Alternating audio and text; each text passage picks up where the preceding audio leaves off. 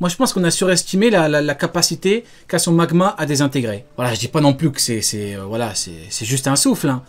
Mais c'est du magma qui n'est pas très efficace contre quelqu'un qui sait bien se protéger, faut être honnête. Il va faire quoi contre un mec qui se protège bien avec du haki? Mais c'est de la merde. Donc on en revient encore une fois au même truc, c'est comme Kizaru. Kizaru, on a surestimé sa lumière, c'est de la merde concrètement.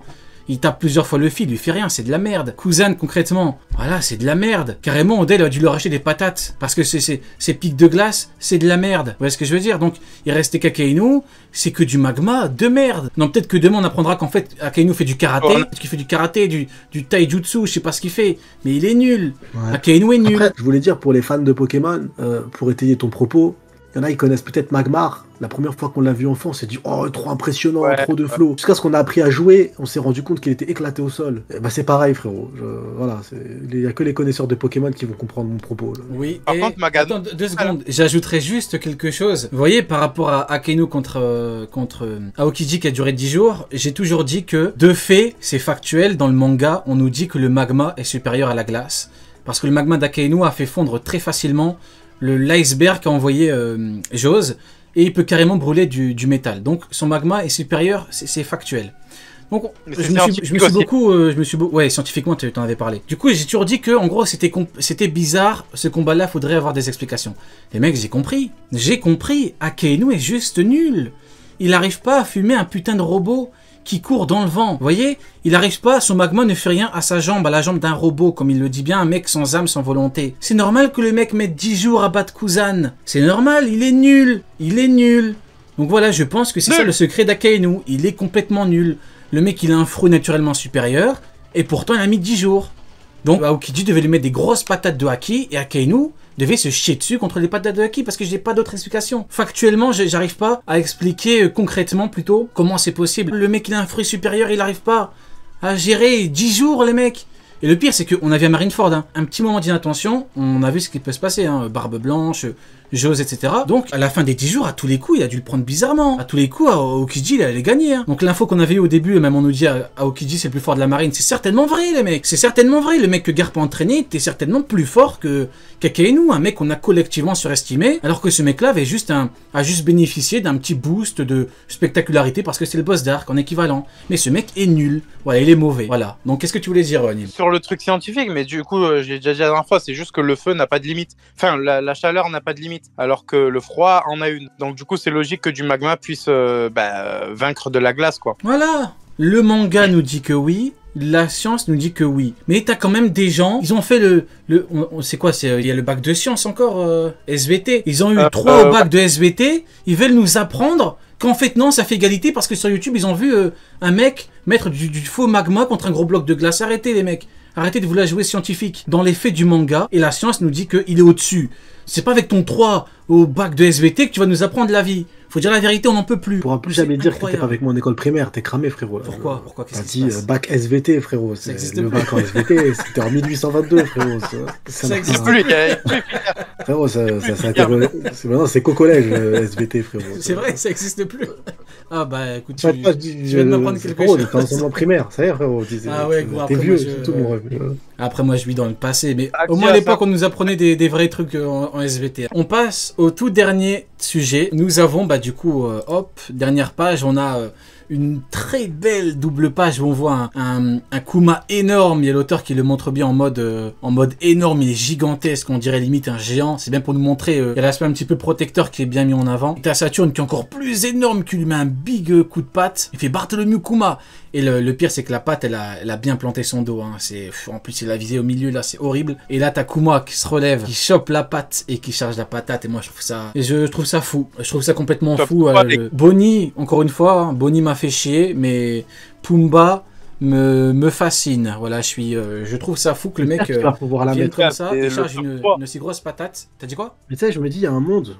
Peut-être, voilà, c'est pourcentage minime. Hein. Je te fais la même phrase que je t'ai dit pour il y a un monde où elle a pas mangé de fruits du démon et tout. Mais il y a un monde où là, quand il veut mettre la patate, le pouvoir de Saturne, il nous l'explique. Et en fait, il le bloque avant qu'il touche son visage, tu vois, juste avant. Et que par contre, quand Nika se réveille, là, frérot, il se prend une patate dans son gros nez, là. Ouais, vas-y. Ce serait incroyable. Mais je me dis, c'est peut-être minime, mais il y a une chance parce que comme ça, il pourra nous expliquer son pouvoir. Tu vois, il le bloque et dit, haha, Et il explique son pouvoir, tu vois, comme Mais tous c'est les vrai qu'il y a vilains. une crainte du flop, faut être honnête. Là, en fait, je me dis, le mec, il a eu tout un flashback, je crois, 7 chapitres de mémoire. Le mec, il arrive, il sauve sa fille, même Nika est pas en mesure actuellement de la sauver. Il charge une patate après s'être mangé plein de coups.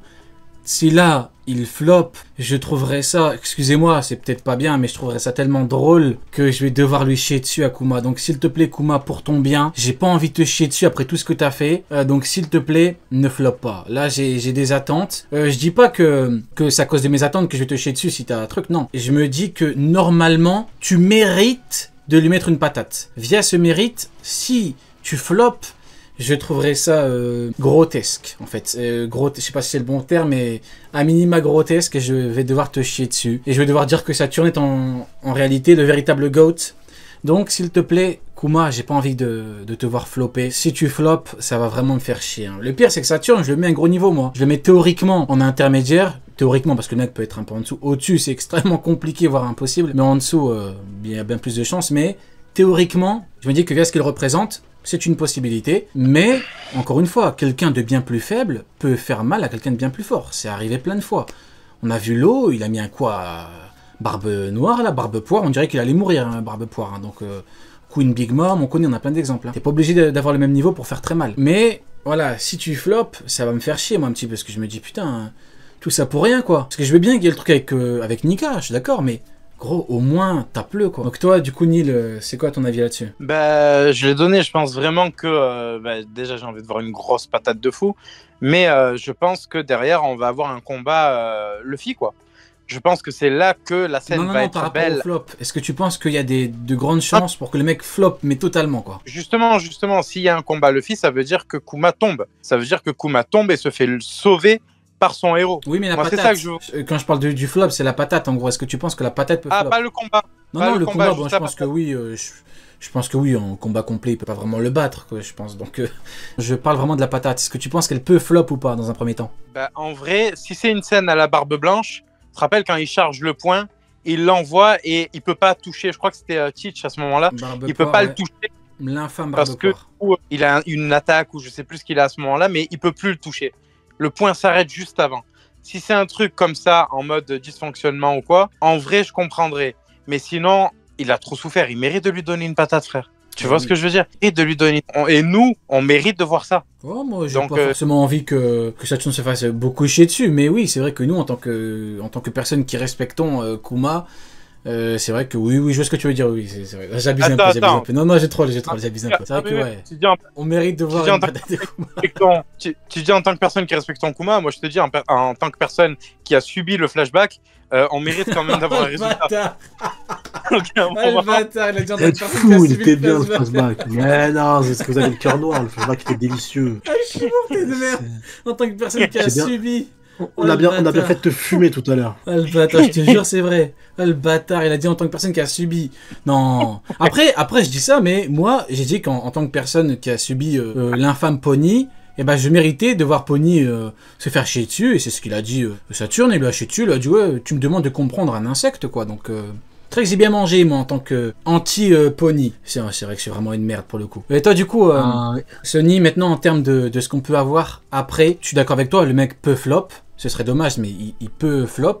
Ouais, Qu'est-ce que tu penses c'est un qu'on pourra pourcentage avoir, minime, toi, mais après ce serait intéressant, je trouve. Bah, moi, je pense que je reste sur la théorie que j'ai prononcée il y a plusieurs semaines, avant même qu'on apprenne qu'il avait un truc d'autodestruction. Mais il y a plusieurs semaines en live, j'avais annoncé que pour moi, Kuma devait mourir et qu'il allait se détruire en fait. Et que du coup, il allait bloquer notre ami Saturne et il allait s'autodétruire parce que ça y est, libère-toi, t'as trop souffert. Maintenant, il est temps que tu te reposes. Donc pour moi, je pense que quoi qu'il arrive, même si Luffy arrive en mode Nika et qu'il met une correction à Saturne, il va se passer quelque chose dans le scénario qui fait que Luffy et les Mugiwara et tout le monde vont devoir partir. Kuma va rester, Poney va du coup partir avec Nika et il va s'exploser en fait, je le vois bien. Et si on peut avoir quelques mots de l'auteur, tu vois, par exemple, on avait eu quelques mots de l'auteur magnifiques pour la fin d'arc de Whole Cake Island, pour le dernier chapitre, où en fait, bah, c'est tout un je crois que c'est N-Bad musical, un truc comme ça. Et j'ai trouvé ce chapitre magnifique dans l'écriture, avec le mot de l'auteur qui retrace le chapitre. Et je trouverais ça magnifique que Kuma ne parle pas, et que c'est l'auteur, enfin le narrateur plutôt, qui nous conte un peu l'histoire de Kuma, tu vois. Un petit garçon, nanana, petit à petit, et tu le vois partir, et il sourit juste avant de s'exploser. Et la nouvelle qui fait le tour du monde, c'est que l'intégralité des soldats présents sur l'île sont morts en fait. Et que la mort de tous ces soldats vont être mis sur les côtes de Luffy. Et Canon des 5 doyens, du coup. Ouais, lui aussi. Et tué par c'est ça qui peut vraiment choquer. Ça va choquer le monde. Parce qu'en soi, beaucoup là, de Luffy marines qui meurent, autre... ça arrivait plein de fois que des empereurs, notamment Shanks et Barbe Blanche, avaient anéanti des dizaines de navires de guerre envoyés. Là, c'est vrai que si Saturne meurt, ce serait chaud, quoi. Saturne meurt... c'est Shanks parce que pour le surveiller. Ouais, c'est ça. Ouais, parce que le mec du Gorosei avait paniqué, il a dit Barbe Blanche et Shanks ont détruit tous les navires qu'on avait envoyés pour les surveiller. Il leur avait montré que, comme tu le dis souvent, le Shinsekai, c'est le terrain des Yonko, donc vous n'avez rien à faire là-bas.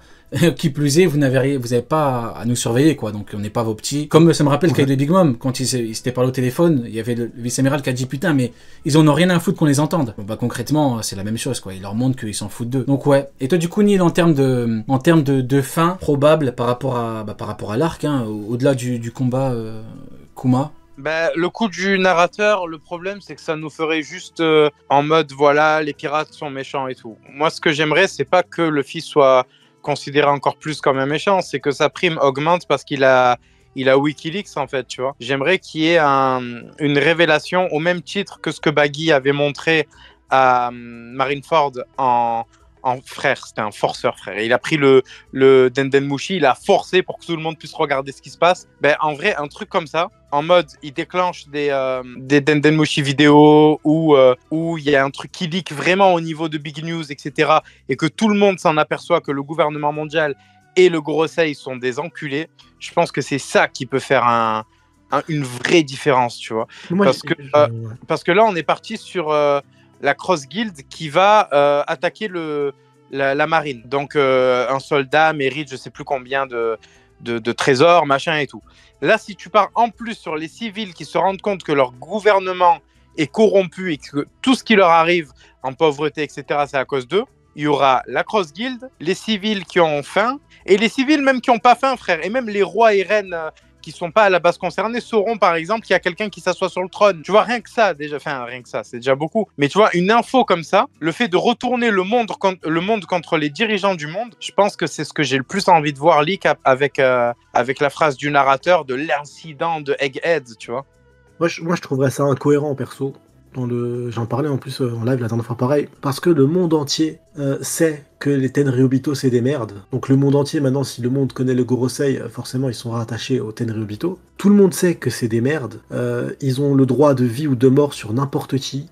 Les rois eux-mêmes qui sont venus à la rêverie sont tous témoins de ça, sans aucune exception. Ils sont tous en panique, ils se chient dessus. Ils sont soumis à eux comme des êtres. Et si maintenant ils apprennent ça, mais ils le savent déjà en fait. C'est pas comme si, pour moi, le secret qui peut changer le monde, c'est plus lié à ce qu'a dit Barbe Blanche, c'est les révélations avec le One Piece et le siècle oublié. C'est ce que le gouvernement mondial essaye de cacher. Il cache pas que c'est des... À mes yeux, attends, je finis mon ref. À mes yeux, il ne cache pas que c'est des merdes. Non, il considère les êtres humains tout sauf comme des êtres humains. Il le prouve à tout le monde. T'as Sabo qui veut quitter l'île, un petit navire de pêche, il passe sur le côté, il le gêne pas, devant tout le monde, devant la plèbe, devant tout le monde.